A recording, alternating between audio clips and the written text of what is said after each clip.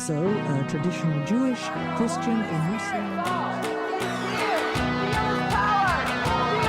To understand atheist and agnostic. I was waiting for you to say hello to me.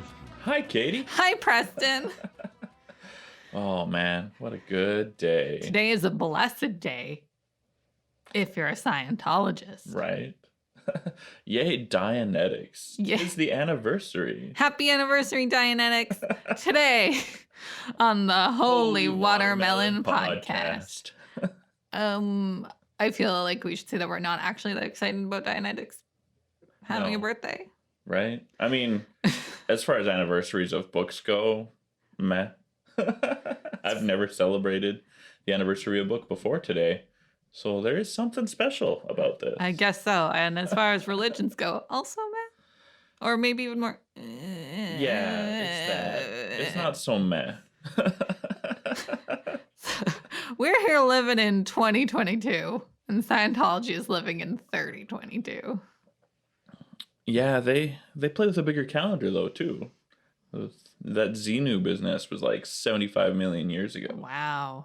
Yeah. We're going to get into Xenu. I just have like a fun little note that usually we're pretty tolerant about religions, but we're going to rake this one over the coals. Yeah, this, we'll try and be pretty objective, but there will be times where it gets really hard to do that. Yes, but again, so this is the anniversary of Dianetics. It is actually a very important Scientology holiday, May 9th. So yeah. Let's get this crazy show started. All right. Oh, man. Yeah. So being a Scientologist gets really expensive. Remember how I talked about how Freemasonry and the ancient Egyptian religions and some of the Druids traditions, they're like tiered mystery schools where you got to move up from one layer to the next? That's an expensive process here. It is. I've heard, I was trying to figure out how much Tom Cruise in particular had spent on Scientology, and it's estimated about $25 million. But there's a multimillionaire in Atlanta who has spent $360 million on Scientology. Okay, that's definitely more than the cost of going through the operating Thetan levels. There's definitely some extra donations there and whatnot. Still far too much money to spend on this organization. Yeah. So some stats that I thought were interesting, and keep this one in mind in particular as we get into the cost of things, is that on national censuses, there's only about 30,000 members of Scientology. So that's across, that was taken from the US, Canada, United Kingdom, and I think Australia or New Zealand censuses. It only totaled about 30,000 people. And then when we start talking about how much money they have, I think there's a little bit of like churn and burn where people give them all their money and then leave. Sure. Because they can't afford to keep going. Mm-hmm. Or then you have these high profile people who give a fuck ton of money. Mm-hmm.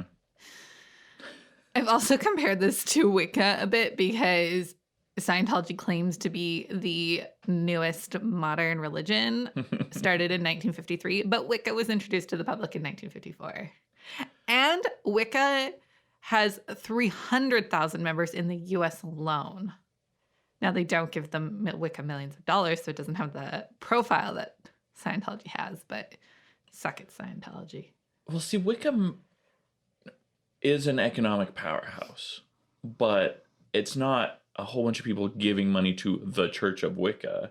It's just a huge population of people engaged in the market of buying and selling paraphernalia and goods and tools and whatnot. So a much healthier reality. Yes.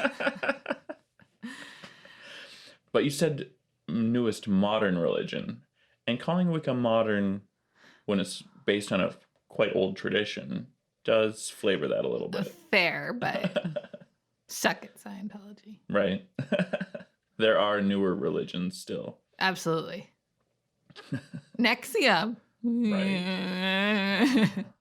So, L Ron Hubbard. LRH. So I always, every time I hear L Ron, I think of Elrond from Lord of the Rings. Yeah. Don't give him that much credit. But Ronnie Hubbard was a popular writer, or at least prolific writer, before Lord of the Rings was ever published. So it's not any ripoff of a name of this dude renaming himself to sound like the fanciest of the elves. Actually, let's be real. Elrond is not the fanciest of the elves. He's just important. Lafayette Ronald Hubbard was born in 1911, March 13th. Date's not super important. Hell, a long time ago. More than 100 years ago. So you can reasonably expect the man is dead.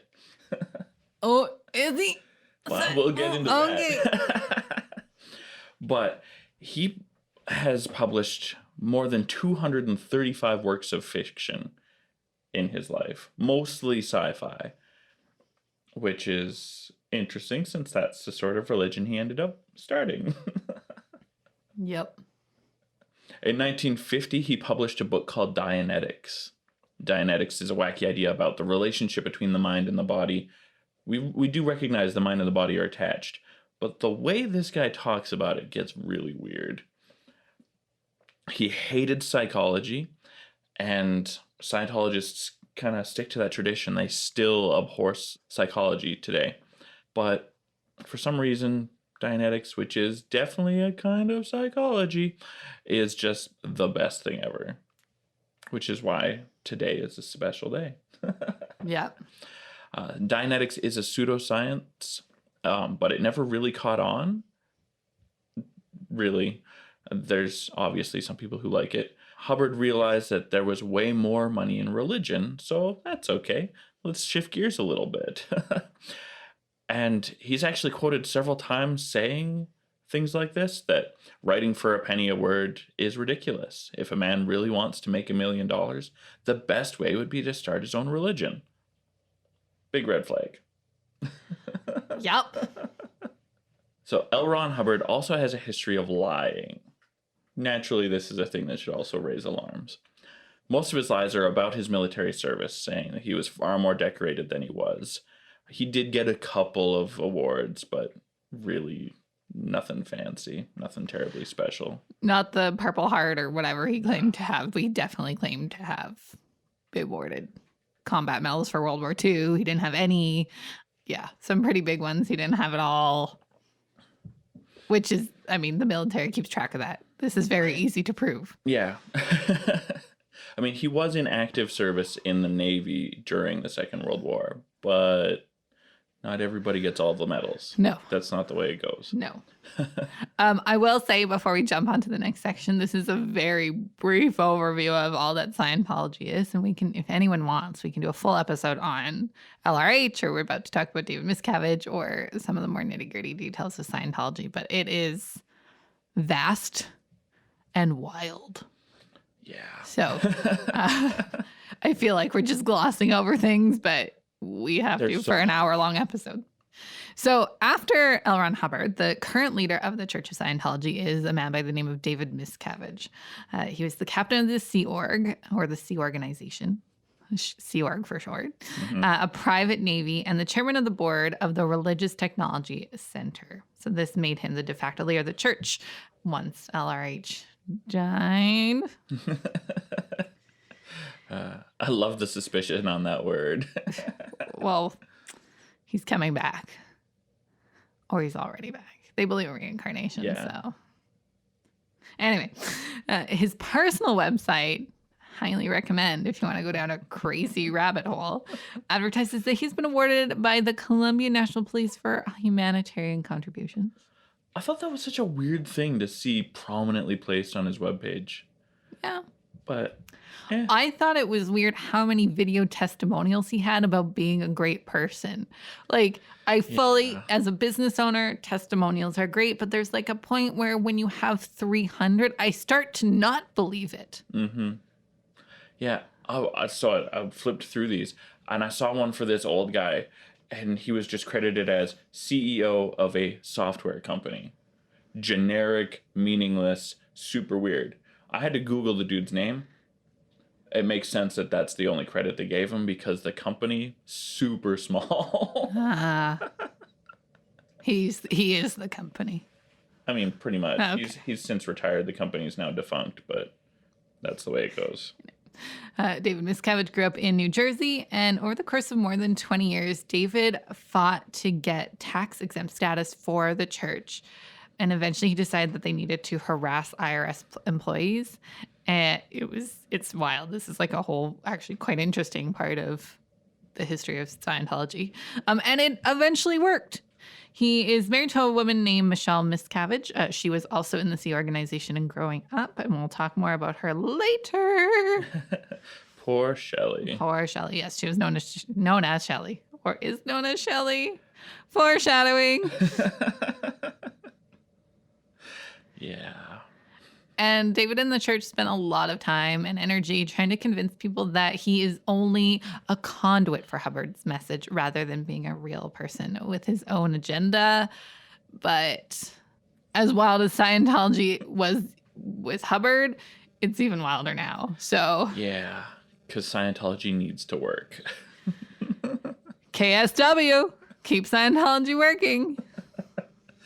And of course, we can't really talk about Scientology without talking about people like Tom Cruise. Okay, like, he's the third highest in the church.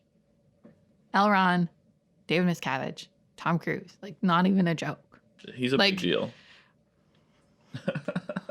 There are a lot of kooky celebrity Scientologists. Tom Cruise, John Travolta, Kirstie Alley, Juliette Lewis, Danny Masterson, to name some. And then formerly Leah Remini. And Leah Remini we'll talk about as well. And she was actually born into it and has since left and been incredibly vocal against Scientology. She has a great podcast and TV show. Neil Gaiman, Laura Prepon, Priscilla, and Lisa Marie Presley are all former members. But Tom Cruise is beyond the couch jumping crazy eyes. He is David Miscavige's right-hand man. Yeah, he's big, important fella. He's like second to the Pope kind of important. Yes, which is terrifying for an actor. I mean, America has hired Hollywood faces for president more than once. Yeah. And every time it has been disastrous. I feel like that's like something as a nation they need to reflect on. Anyway, Miscavige was Cruise's best man at his weddings to both Nicole Kidman and Katie Holmes. And Tom Cruise has his own home next door to Miscavige's at the Scientology headquarters in California. So they're buddies. Apparently it's a really creepy bromance. Oh, yeah. This is such a weird episode to even study because I ended up on like TMZ websites. Sure. So anyway. Okay. Yeah. Cruise has spent a lot of time trying to convert other celebrities to Scientology because, that's what you do. If you're part of an evangelical style religion and you need to convince more appealing people to your organization to help it grow, that's what you do. And Cruise has that kind of pull.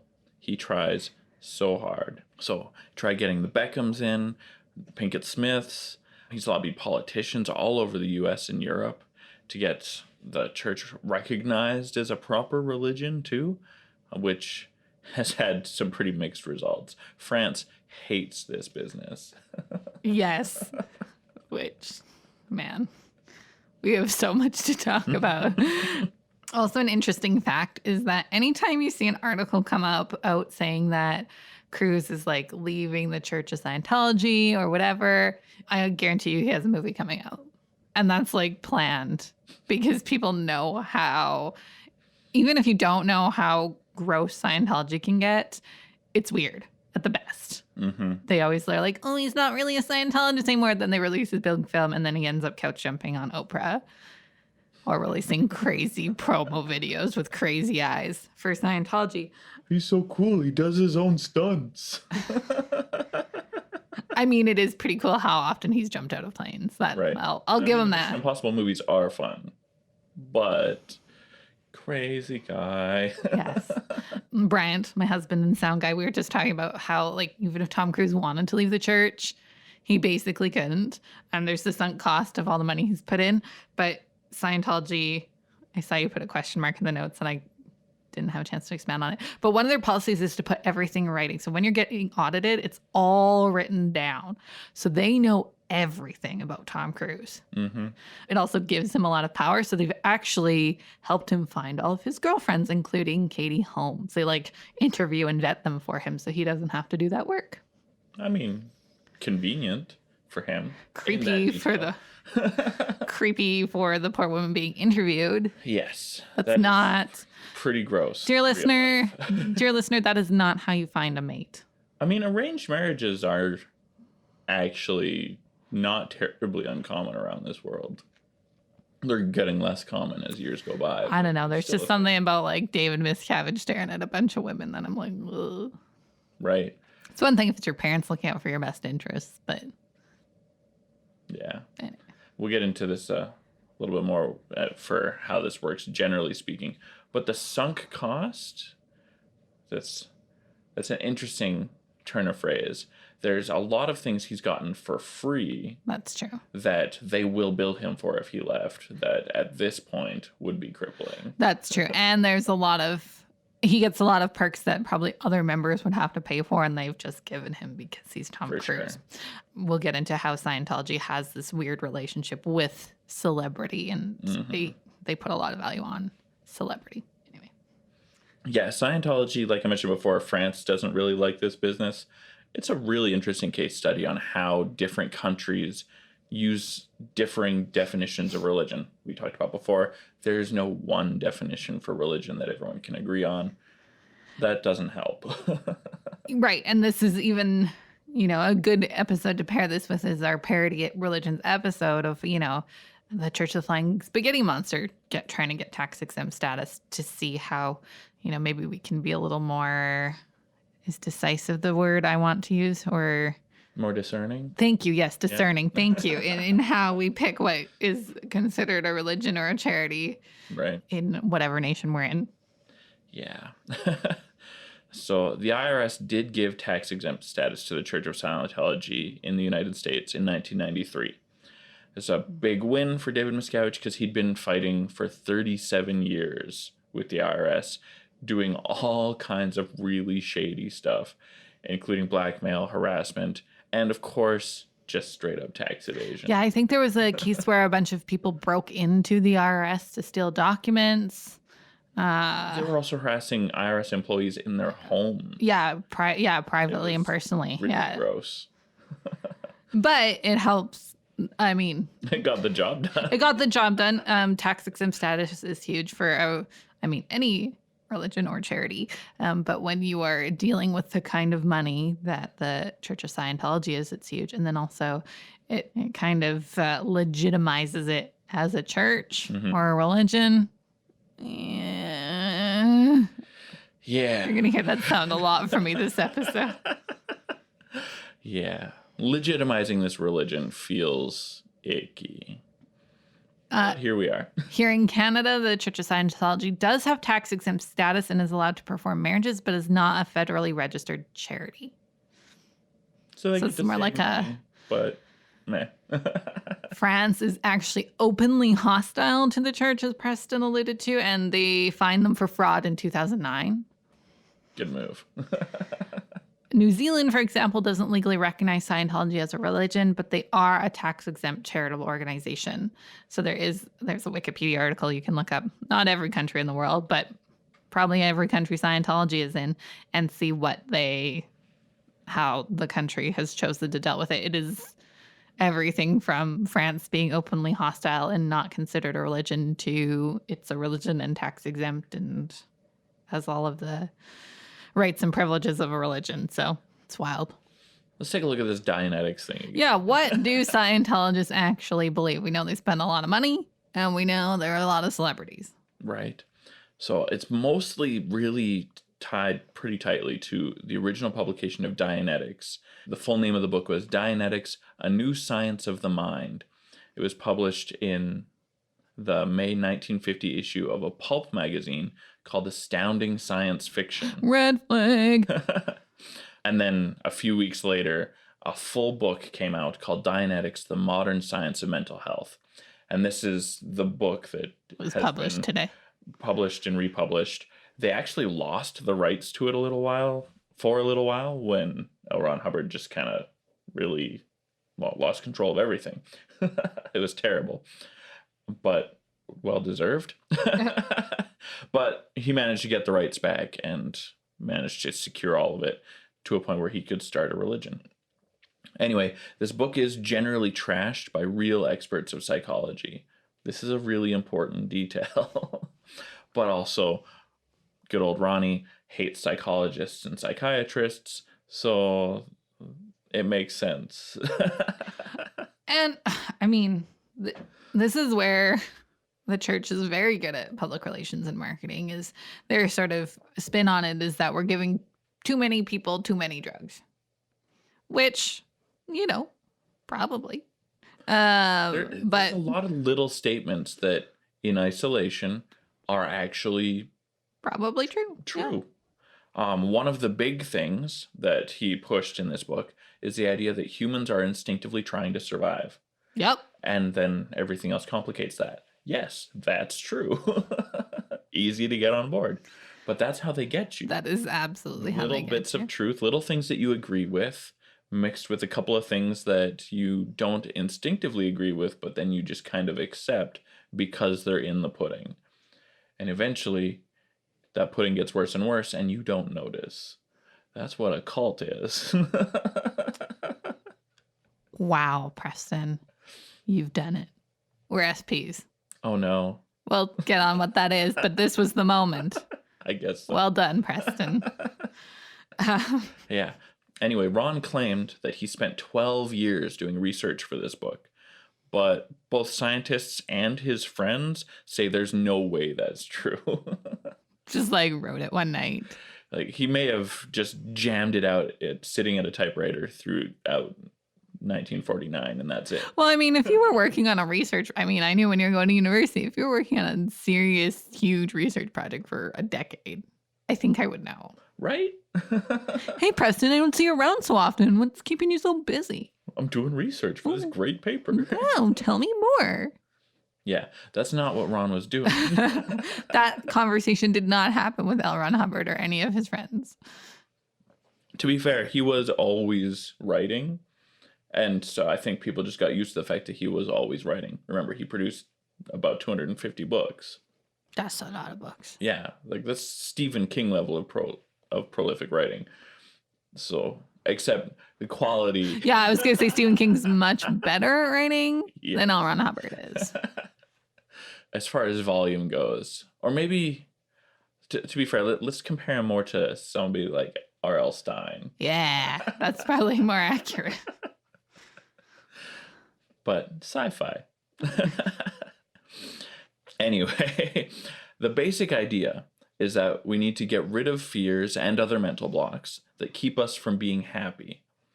And of course, this goes all the way down into healing psychosomatic illnesses. And I'm sure it's later on in our notes, and I just don't remember where. But Scientologists believe that we are reincarnated, so that we have to get rid of these blocks and fears from past lives, which is what auditing is, which we'll get there. But it's not just, my daddy didn't love me in this life. Mm-hmm. How far back did your daddies not love you? And you have to go through all of that. Yeah, the struggle. Which, again, generational trauma we know is real. Mm-hmm. But that's not reincarnation. No. Anyway.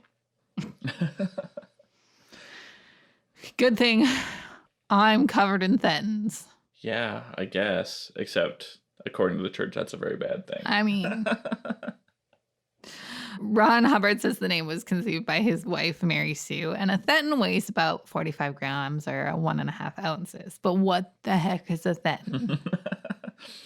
A thetan. Thetan, excuse me. Yeah, it's actually deliberately named after the Greek letter. Oh, okay. Theta, yeah. Thank you. A thetan is a living soul, the individual that operates your body.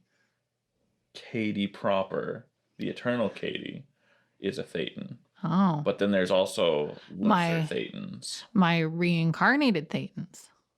Sure. Or other thetans that have glommed onto me. Yes. That. Yeah. Yeah. A person does not have a thetan. They are a thetan. Except the lesser body thetans. Though you do have those. The terminology gets a little funky, a little inconsistent, but not to the point that it's totally incomprehensible. But Enough that you need to pay someone to help you figure it out. yeah. Convenient. Yes, so you are infested with thetans and you are also a thetan, but you only want your thetan, not the other thetans. Yeah.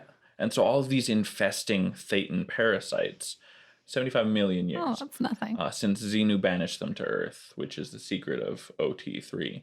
But we'll get more into that story later. So thetans are immortal and perpetual, and they willed themselves into existence at some point several trillion years ago. After they originated, thetans generated points to view or dimension points, causing space to come into existence. They agreed that other thetans dimension points existed, and that's how they brought into existence the entire universe. Is that like the Spider-Man meme where they're all pointing at each other? Hey! And recognizing that they exist. Yeah. Yeah. Okay. The universe has no independent reality, but persists because most thetans agree it exists. Thetans fell from grace when they began to identify with their creation rather than their original state of spiritual purity. Eventually, they lost their memory of their true nature along with the associated spiritual and creative powers. Now, most thetans think of themselves as nothing but embodied beings. Oh, I think of myself as an embodied being. Right? Oh, no. See, now you found yourself where you're proving. Okay.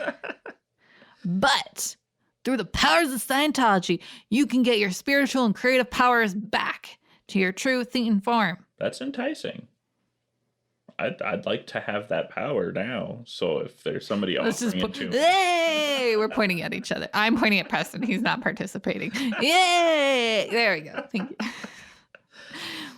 If you don't figure out, thetans are reborn again and again in new bodies through a reincarnation. So there's this great process of auditing. The bridge to total freedom.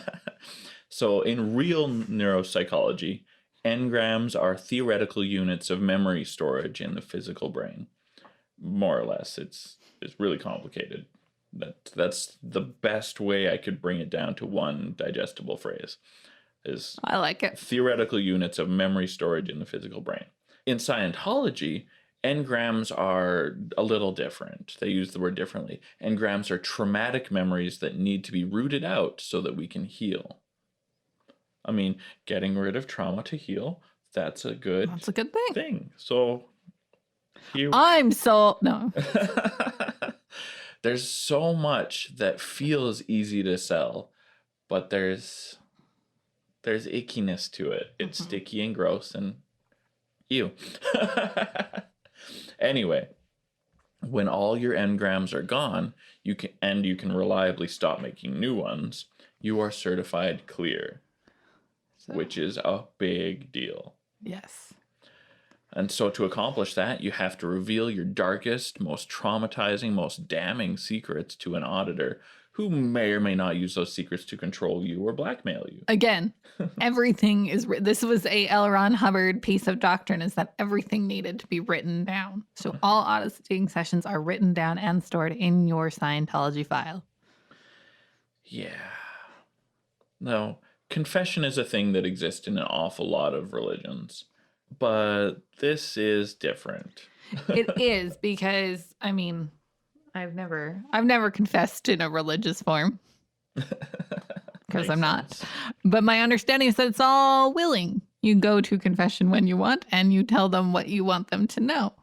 I've never been hypnotized while meeting with my bishop. Also important. But it sounds like especially as you go up the bridge to total freedom, they really start to dig. Which, if you're with a registered psychologist or a trauma specialist, sure, that knows what they're doing and when to push you and when to let you sit with it. But they literally just want your dirt. Well, and the process, it's like, it's... you go in and they hypnotize you and they tell you to go back to a memory that you are ready to face. So, okay, that's fair. They're not at least in the documents that I've been able to read. They say, go back to a thing that you're ready to face.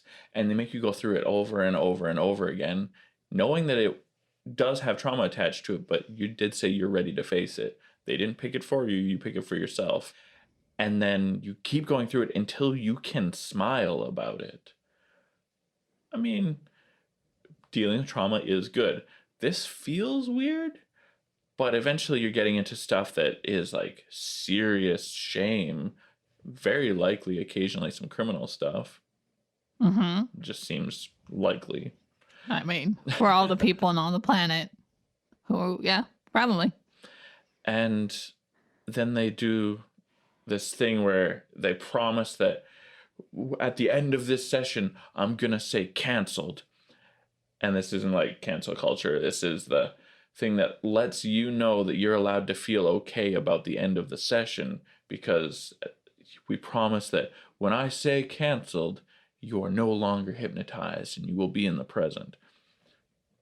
I mean, you just spent an hour or 2 hours or more digging through trauma. Okay, now go on your way. Bye.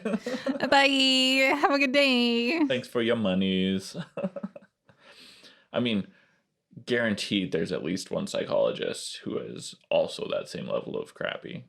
Oh, absolutely. But that's not religion, and we're not dealing with that. No. And at least they have checks and balances by psychological associations. Right? You can pull somebody's psychological license. Yes. You cannot pull your auditor's license. Yeah. Well, are they... I would imagine if you have the job, you are licensed, more or less. Yeah, you would have some sort of training through the church, but I think anyone can do it. Yeah. Ugh. Yeah. A clear person is somebody who no longer has his own reactive mind and therefore suffers none of the ill effects the reactive mind can cause. Sounds good surface level, but all of these words have a really slightly... They've got extra baggage in Scientology, and that extra baggage feels weird too. Yep. And part of me is like, I think there's some things you want your reactive mind for.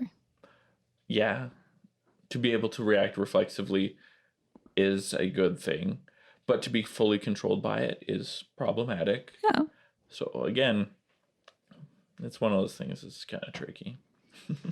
And like telling a person that they can be in control is nice, but it doesn't have the same effect as showing them and allowing them to realize it, which is really the philosophy behind all of this auditing too. At least what is being told to the people giving in their money. Yeah. But mostly it's, give us your secrets. Can we control you? When you're being audited, you use what's called an e-meter, which is basically like 2 tin cans that you hold, and it creates an electrical circuit. And so they'll say something and they'll watch a spike happen on this e-meter. So they're saying, so you have a reaction to it. This is how they're monitoring your reactions. It's kind of like a lie detector, but that's not what it is. Yeah, it's just trying to see if you're having some sort of reaction to it. So they will pick at whatever the scab is until the e-meter doesn't show anything. Until you're cool with it. Until you're cool with it, and you can... And that's why Tom Cruise is fully dead inside. They have killed him. I mean, he still has a pulse. He still does his own stunts. But He's emotionally dead inside. yeah. A thetan who's completely rehabilitated can do everything a thetan should do, such as move MEST. Yeah, so in this quotation, MEST comes up a few times. MEST is an acronym for matter, energy, space, and time. So it can move MEST and control others from a distance or create his own universe. A person who is able to create his own universe or living in the MEST universe is able to create illusions perceivable by others at will, to handle MEST universe objects without mechanical means, and to have and feel no need of bodies or even the MEST universe to keep himself and his friends interested in existence. So Tom Cruise can literally create a level 3 vision spell. Yeah. Mm. For those of us who are familiar with the Riddle of Steel role-playing system. What would be a Dungeons and Dragons equivalent? I mean, generic conjuring of Conjure magical spell. beasts, maybe? I don't know. I don't know D&D well enough. Right, neither do I. But Yeah, that's quite the claim. that's why he can do all his own stunts, because he's actually living in a different plane of reality. Oh, man. He's not going to die. I mean, that's what they say about Ron, is that he didn't die. He was so clear that when he was living in his motorhome in the desert in 1986, instead of dying, the church claims that he chose to shed his body so he could continue his research in another universe. Wow. Wow, Ron. Good for you. Right? Just... It's not funny, but it's funny. Another piece of Scientology doctrine is a suppressive person, or an SP, which we are now. An SP is someone with they say it's someone with an antisocial personality. When you're anti a specific society, sure. Yeah. They are people in your life who are trying to prevent you from going clear in your Scientology journey, or the bridge to total freedom. In practice, however, an SP is basically anyone who speaks out against Scientology. So Leah Remini from King of Queens fame, and Mike Rinder, who is a former senior executive of the Church of Scientology and Sea Org, with their popular podcast Scientology Fair Game, are SPs because they talk about how shitty Scientology is all the time. And because Preston called it a cult about 10 minutes ago, he is now an SP as well. Yeah. But we're small potatoes. Yes. Yeah. I don't think we'll be fair game. Nah. Which is another piece of Scientology doctrine. So the title of the Remini Rinder podcast, Scientology Fair Game, comes from a policy that states that threatening SPs, like Remini and Rinder, can be harassed by any means possible. They are fair game. So there have been some very prominent figures in the church who have left that are fair game, including Mike Rinder, Ron Miscavige, so David's father and longtime Scientologist. David was born into the church, and Mark Rathbun, another former senior executive. So they are all fair game, and they experience harassment from the church on the regular. Friends and family are also encouraged to disconnect, similar to disfellowship, with SPs in their life. So, for example, this one's actually really sad, as Nicole Kidman has not spoken to her 2 children with Tom Cruise because she is an SP. And they were raised in, yeah. But she got out, so good for her. She got out, married that country singer who I can't think of, has Urban. Keith Urban has a big farm in Australia, and they have a kid, so I hope she's better. You know, I don't want to care about celebrities, but that's pretty sad that you can't see your kid. And I'm sure there's other stories that are not celebrity stories, so you don't hear about them, of people not ever seeing their kids again. Let's move on to Xenu. Xenu! So Brian, put in a guitar riff here. Xenu! Xenu or Xemu, depending on sources, both spellings are acceptable. Because nobody could read L Ron Hubbard's handwriting is kind of what it comes down to. So there was a time where he said Xenu, pronounced it with an N, but then immediately afterwards spelled it Xemu. Xemu, yeah. Huh. It was weird. Okay. And so you'll have books that will use one consistently or the other. Anyway, this figure is very controversial. Very controversial, yep. No active Scientologist will ever confirm the existence of the belief in Xenu. But a lot of people who have left the church have been willing to come forward and say, here's the weird thing they taught me. So this was actually, I didn't follow up on it for the research for this, but when I had previously rabbit holed down the Scientology path, that was actually what got Leah Remini out of Scientology. Was she got to OT level 3 and she was there with her mom, and they're like, here's Xenu, and she was like, what the fuck?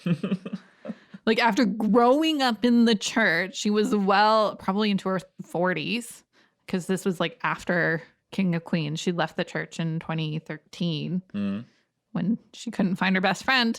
And she was like, what the fuck is Xenu? So that's when she really started questioning, and then the Shelley thing, which we'll get to. Any church that holds back on significant doctrines that are important narratives higher up, but the peons don't get to hear. Why?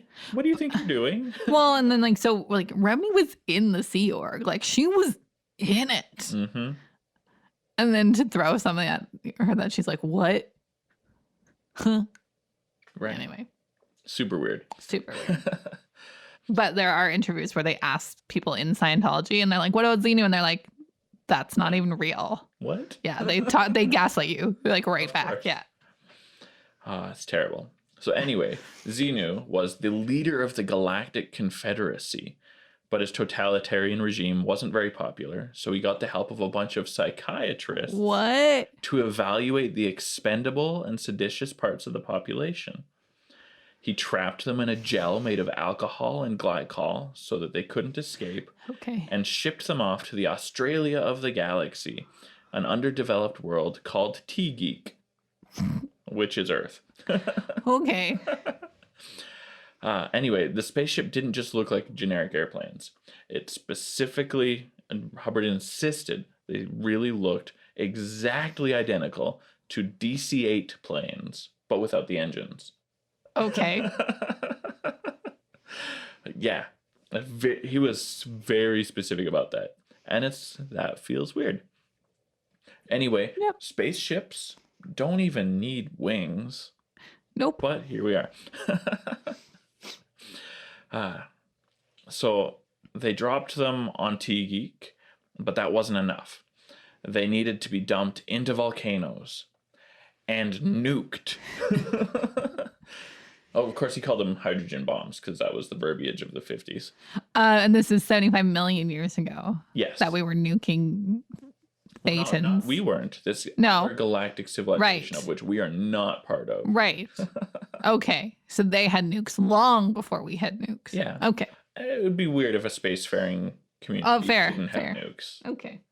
It'd also be weird if they insisted that their spaceships needed to Have wings, DC-8 but okay. planes.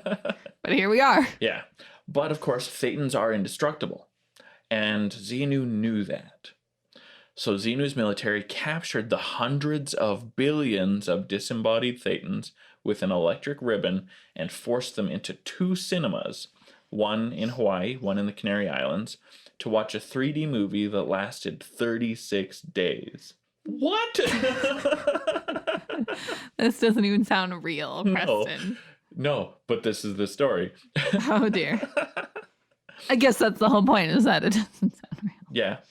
And so all of these disembodied thetans chilling out in 2 cinemas, hundreds of billions. But they're tiny. 2 They're cinemas, like only 1.5 ounces. I guess. They don't need big seats. Well, we don't know how big they are. They just don't weigh much. They don't weigh much.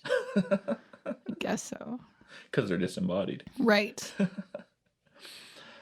Anyway, this movie that they're watching for more than a month, which I have to assume is based on our calendar because it's written by a dude who understands only our calendar. Yes. He likes sci-fi, but he's not that far into crazy time measurements. These movies are supposed to be the brainwashing event behind the existence of the various religions of the world and every other insubstantiated belief and every other sort of thing that could ever cause trauma. All the isms. Yeah. All of them. It's quite the burden to throw on this. I'm surprised. Honestly, I'm surprised it only took 36 days to explain sexism and racism and ageism and ableism and every world and fascism and every capitalism and Christianity and every world. Wow, I'm impressed. Yeah, Hubbard. Because we've been doing this for a year and we've barely scratched the surface on any of those religions. Right. So. Hubbard specifically said that the idea of the crucifixion is born from this trauma that's remembered from these propaganda brainwashing videos. So he doesn't think it's real. It was just in the video. Yeah. Okay. It's quite the position to hold. I mean, again, I am impressed that spacefaring civilization was even creative enough to hang an Arab man on a wooden cross 75 million years ago. Right. Because they're living in 3022, writing something for the year 0 on a shitty ass planet. Yeah. Wow. They were just so creative. Yeah. The way that Hubbard describes the way the people of the galactic community, the galactic confederacy, were living their lives, identical to living in the 50s and 60s. Wow. Yeah. Like nothing better. Nothing better at all. There Wow. are so many great science fiction writers living in his time, and I don't think he read anything anybody else wrote because he could not think of anything that wasn't already in his face in day-to-day life. Which means you're a really shitty sci-fi writer. It's like just garbage.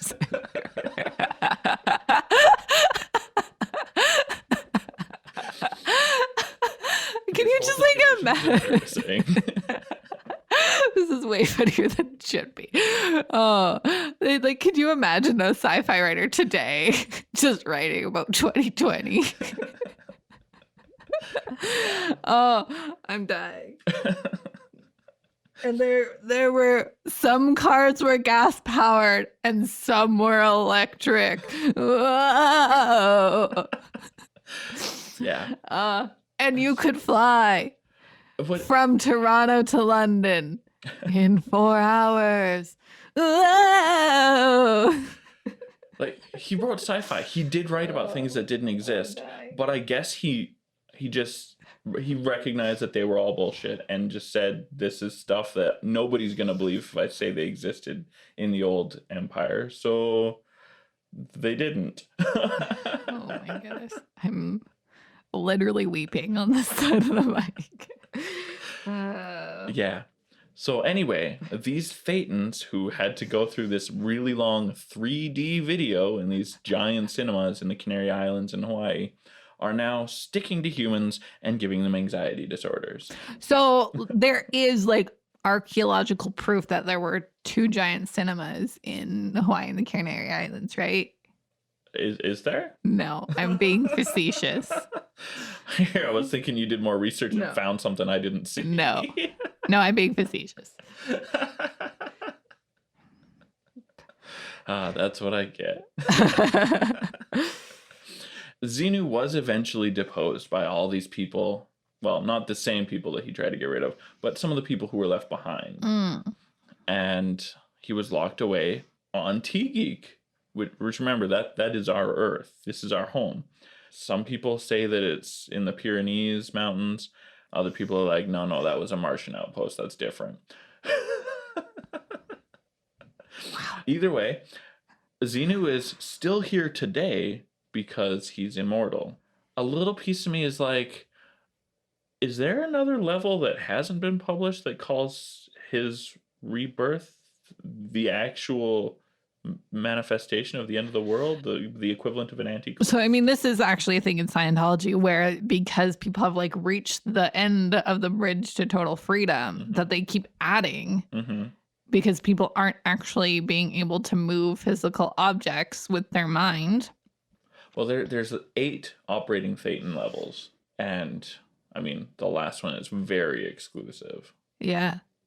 And of course, you have to repeat levels sometimes. If you're not getting it, if you aren't getting the benefits or don't fully believe what you were told, you just keep doing it, which of course costs more money. Absolutely. Yeah. So they've definitely like found ways to prolong it because at some point they A, need more money from you, but B, like what's been promised does not come true. And what a great cop out of, oh, you just haven't gotten it yet. Go through it again. Well, go through it again. And we've had this conversation in past episodes. This is one where I'm like, does David Miscavige know this is a whole bunch of bullshit and he's just reaping in the money from it and he's okay with that? Or is he a total dumbass? Or is he actually insane? I mean, either way, he would be insane to be able to just like take people's money and know it's a bunch of bullshit. Because I'm pretty sure he's not moving things with his mind. So either he's like really upset with himself that he hasn't gone clear like L Ron Hubbard, or he's like, What a great job. Never gonna leave. Well, imagine being able to tell people, you've got all this power, you can control the world, but I'm going to have to pay a security force to suppress all these other suppressive persons and harass them in their homes and murder people, make people disappear.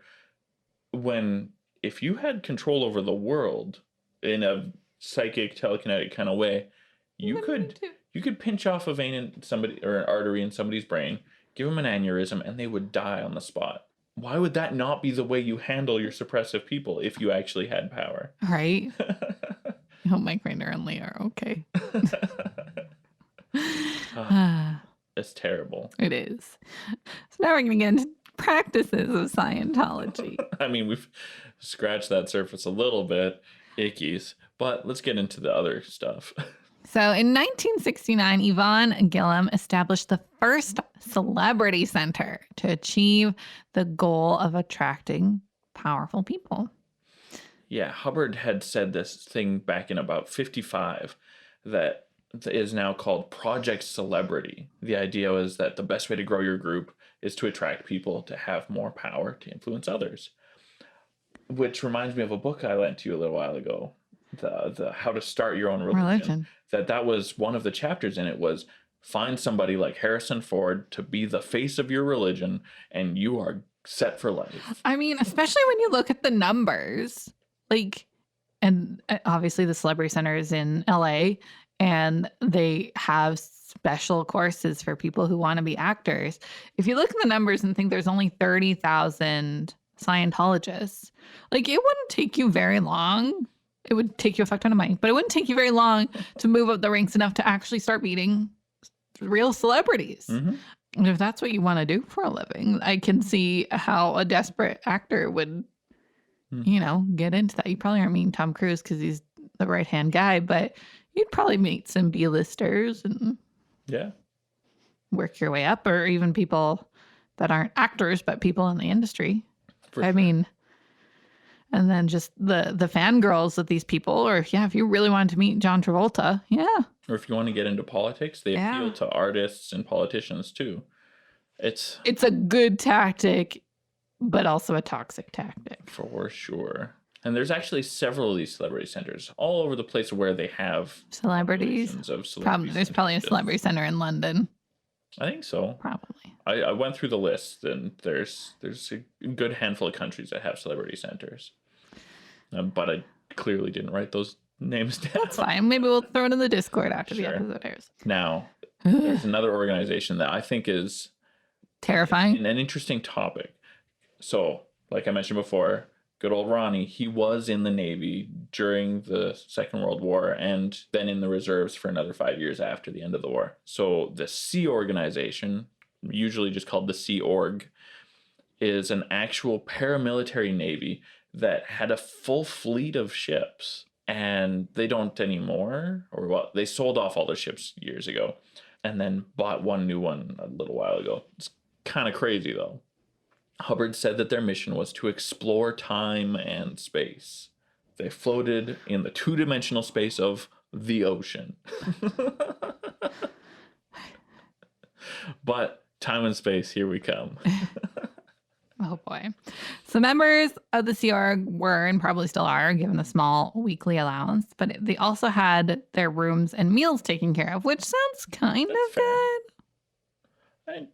If you're in the actual Navy, you get paid a little bit, and your room and board is covered. But then it gets a little scary.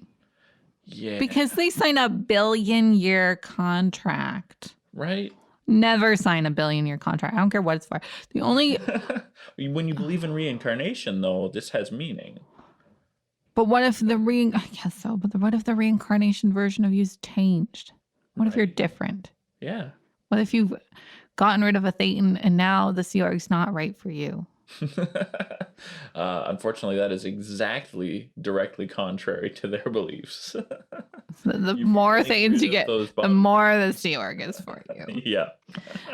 But that would be so scary because then you could get audited and they'd be like, oh, what is this thetan? It says you didn't like the Sea Org. That means you had a contract with the Sea Org, which means you need to get back on that ship. Mm-hmm. Yeah. It's terrible. Right. So if you leave the Sea Org, you are billed for every item and every service you ever received during your service. That's your food and board. Yeah, which is terrible. That is absolutely crippling cost if you've been in it for a while. So people don't like leaving. If you do, this bill is not legally enforceable. People have fought it and succeeded in their fight. However, you can't get any more services from the Church of Scientology until you pay this bill. So hopefully you were planning on actually leaving the church if you also I'll leave the Sea Org, yeah.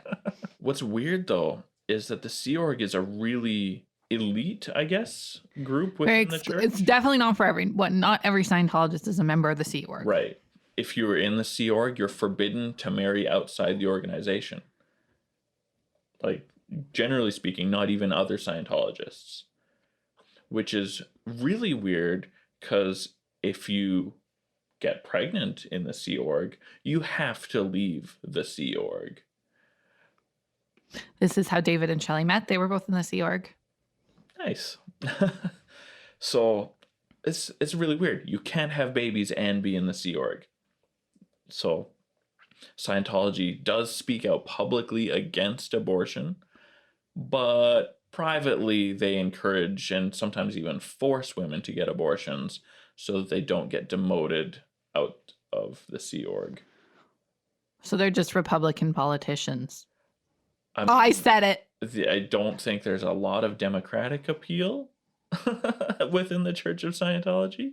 I just mean, like, Republicans are usually vocal against abortions, and then you hear about an affair and an abortion. Yeah, 100%.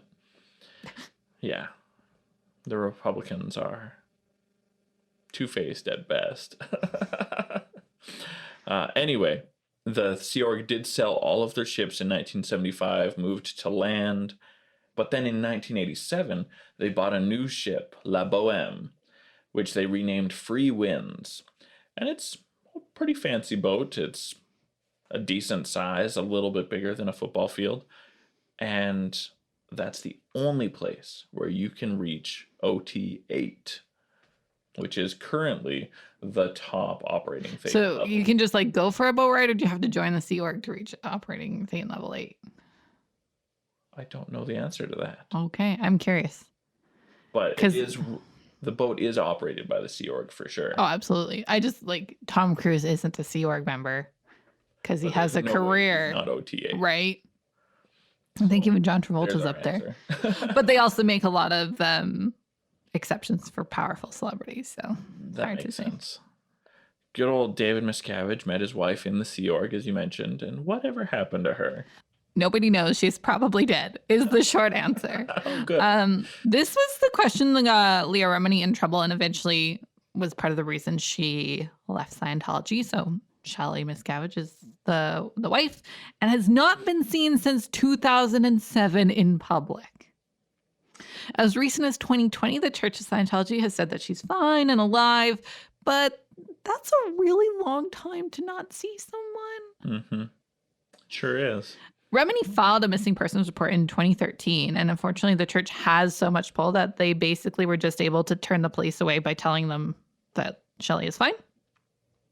That's suspicious. Like, this is after she's been gone for 6 years. Yes, and Remini filed the missing persons report after the Tom Cruise Katie Holmes wedding, where David Miscavige was best man and his wife wasn't there. So you're the leader of the church, you're the best man at the wedding of the year, and your wife's not there. Mm-hmm. Don't be suspicious. Don't be suspicious.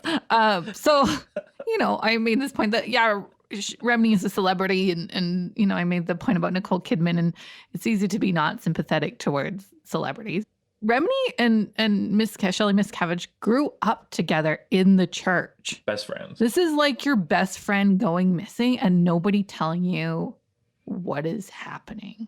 So, yeah, like, we have one weird cult leader's wife and a celebrity, so it's easy to be like, whatever. But, like, please imagine your best friend disappearing and nobody having answers for you and the police not giving a shit.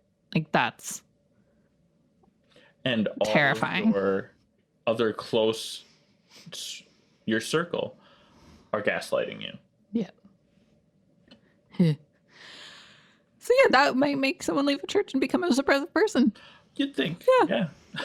So some people believe she's being held at the Church of Spiritual Technology, a Scientologist compound in California.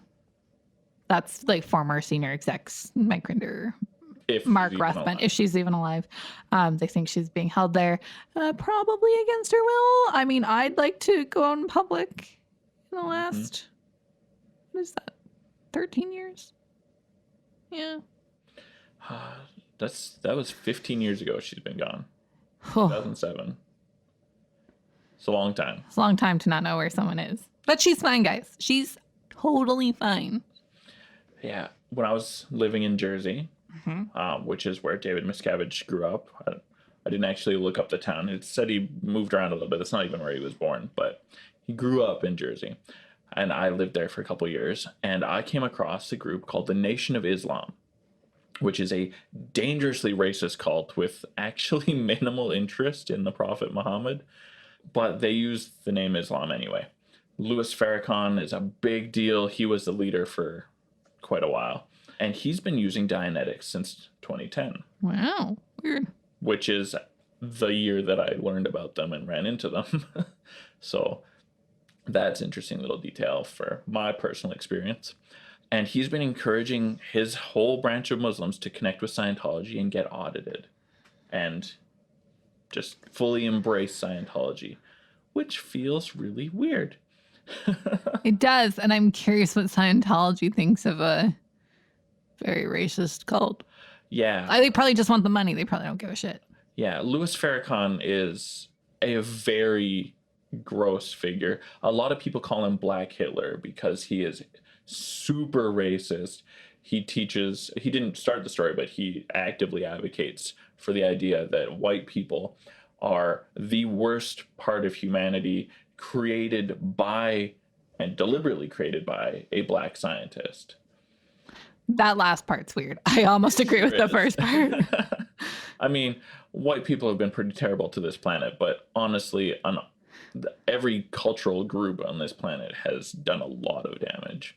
So It's because of that video, a 36-day movie, Preston. yeah, We've that's the all been problem. brainwashed for so long. Yeah. So Scientology is definitely saying, hey, Islam, not so great. And Farrakhan's like, well, you know what? We're not that kind of Muslim, so sure. Oh, dear. Oh, boy. It's weird. Yes. But just one example of how Scientology is creeping its gross little tendrils into really weird places. I mean, they will go anywhere you will have them. Yeah. Actually, and before we wrap up with your wrap-up quote, I will just caution to our listeners is obviously we're encourage you to explore and learn about other religions. Preston and I are going to go visit some other church services in a little bit here. Be very careful when you approach Scientologists. You can Don't use your real name. Don't use your real phone number. Do not give them your home address. You can get their books from the public library as opposed to buying them if you're interested in reading anything. But yes, even my religious studies professor was like, they will harass you to get you to come back and spend more money. So go for it. Watch a bunch of Scientology TV like I did this week. Just don't give them any personal information. Yeah. High risk. I've got one final great quote from good old Lafayette Ronald Hubbard. Writing action pulp doesn't have much agreement with what I want to do, because it retards my progress by demanding incessant attention, and further, actually weakens my name. So you see, I've got to do something about it, and at the same time, strengthen the old financial position. I have high hopes of smashing my name into history so violently that it will take legendary form, even if all books are destroyed. That goal is the real goal as far as I'm concerned. Mission accomplished, bro. Yeah. Yeah, what a weird guy. Right? And there's even more about L Ron that we could have covered. Oh, yeah. So yeah, I'll just reiterate. If there's any piece of this that you want us to deep dive into, we are more than happy to. But we're at over an hour, and we've just like glossed over all of Scientology. There's like every religion, there's a lot to it, and there is a lot of baggage here. Well, and there's a lot to pick through. I remember trying to read Dianetics before, and I mean now, it's brutal. Now that I have a better understanding of where it fits into the Scientology puzzle, I probably should read Dianetics again. But yeah, oh boy, it's tricky though. You can watch a lot of Scientology publications and definitely feel the appeal that draws so many other people in.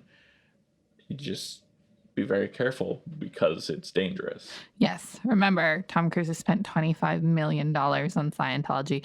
Leah Remini has said it easily $500,000 to get, I forget what level, but easily $500,000 to move up the bridge to total freedom. So if it's your jam, that's where you want to invest your money, cool. But just know it's about, you're looking at $1 million easily. If I got a great alternative though, the Holy Watermelon podcast.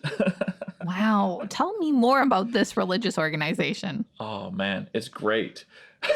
We help people.